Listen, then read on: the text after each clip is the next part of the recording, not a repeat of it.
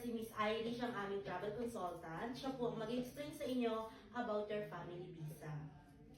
Hi ma'am, sir. Meron po tayong 2 options para sa visa ng iyong mag-ina. Meron po tayong tourist visa and family visa. So, ano po ang mas prefer mo, sir? Tourist or family visa?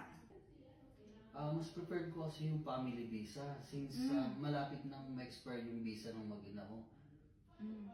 Kailangan ko sana yung mas pangmatagalan. Kailan po ba mag-expire yung visa ng mag-ina mo, sir? Actually, this coming December 25 na po. Malapit na po. So since nabanggit mo po na gusto mo yung pang long term or pang matagalan, mas maganda po is yung family visa.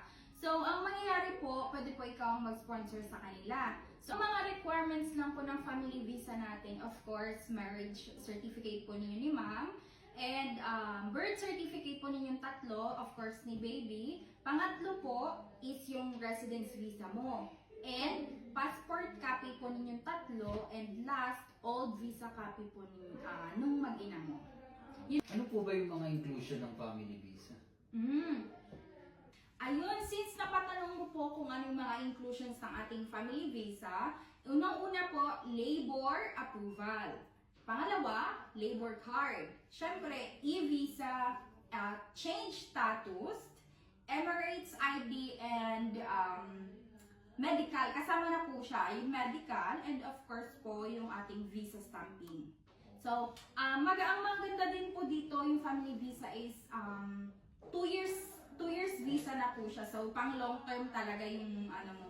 And, mura lang po.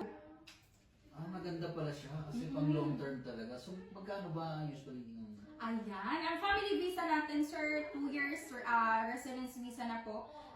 For only 4,500.